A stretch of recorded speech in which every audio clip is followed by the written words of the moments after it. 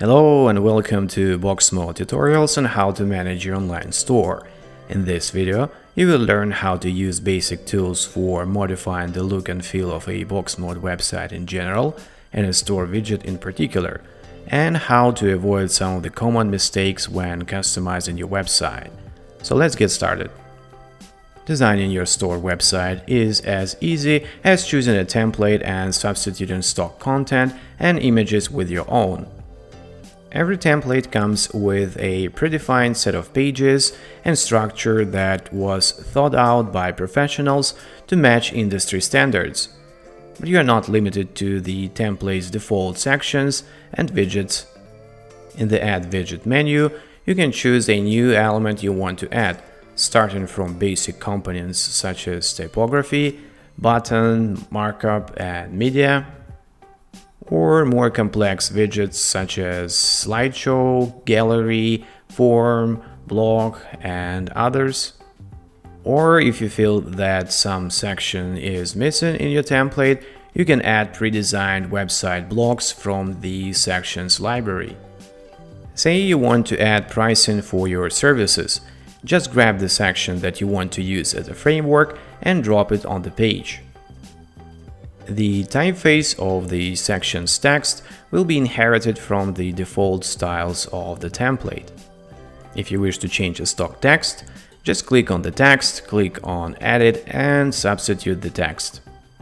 Like in any text editor, you can change the font typeface, font size.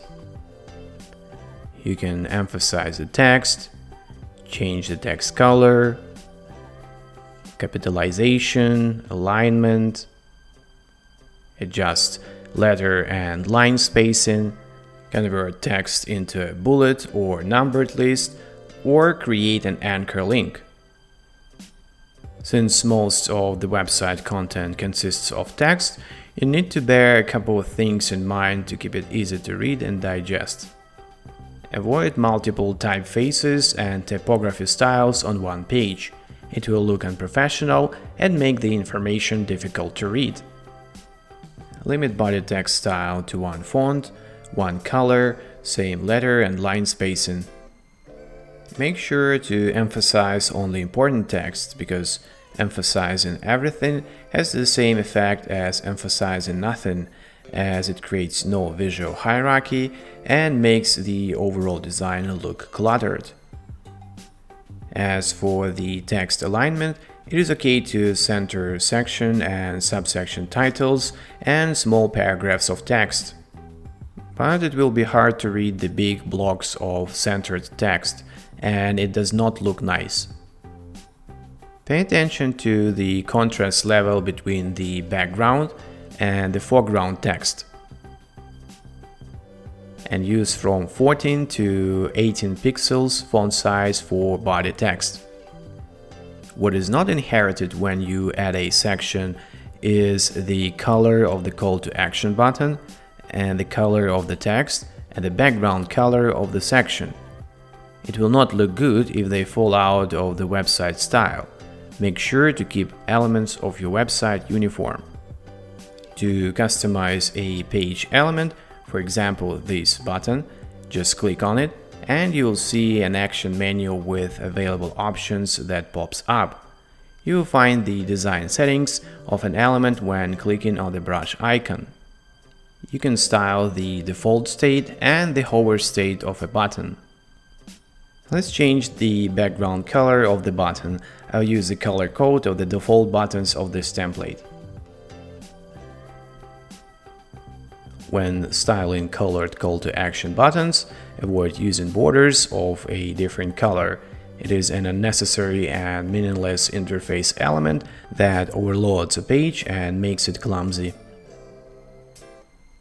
To connect the button with a respective page, select the button, click on the link icon and add URL of a target page here. Now let's change the background of the section. In the design settings of a section, you can change the background color or upload a background image. It is good practice to visually separate website sections with enough white space and different background colors to make it easier to perceive information. But at the same time, avoid using too many background images on your website because they will slow down page loading speed, which is not good for user experience and search engine rankings. Keeping in mind the aforementioned principles and using the same instruments, you can customize other sections of your website. If you need to get rid of a section or an element, you can select it and delete it using the trash bin or delete button on your keyboard. All the progress as you build and customize your website is getting auto-saved. When you need to undo something, just click on the back option.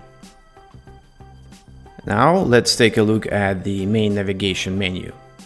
The main goal of the navigation menu is to help a person visiting the site find a solution to their problem, but the overloaded menu will defeat this purpose and leave your visitor confused.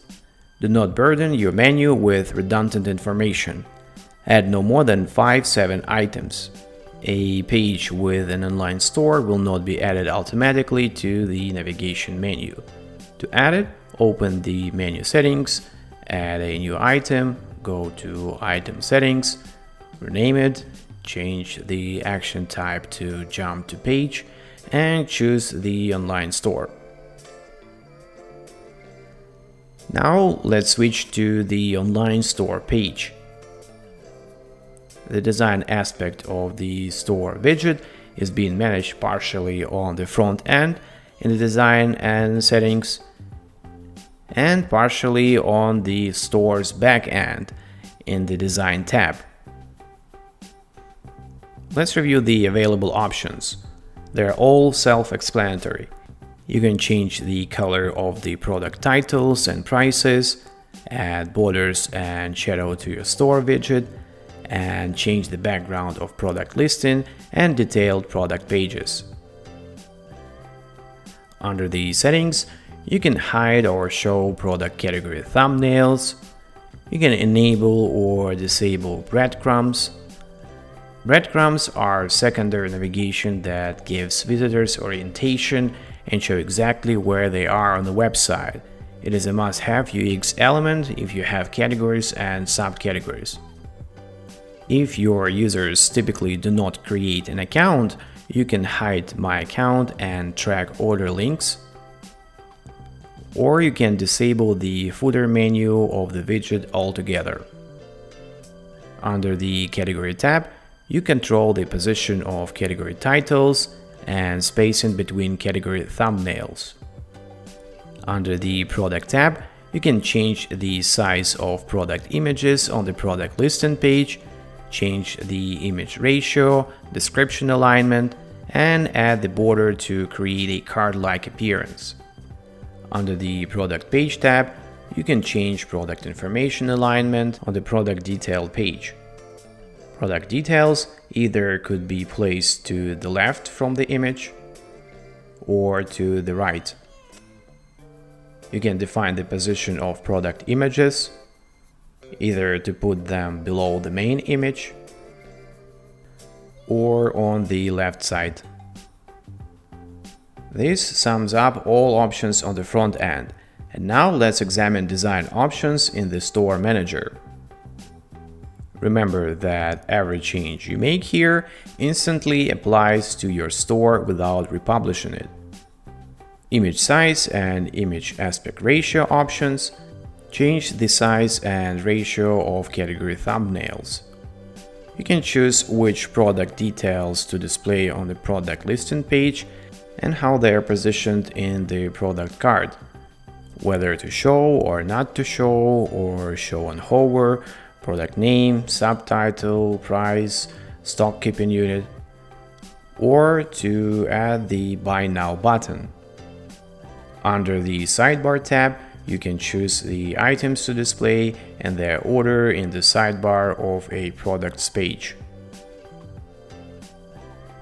If you feel extra creative and know CSS, you can customize your store even further by editing CSS directly. Say you want to change the color of the product title. You can inspect the page code, copy the CSS class of the product title,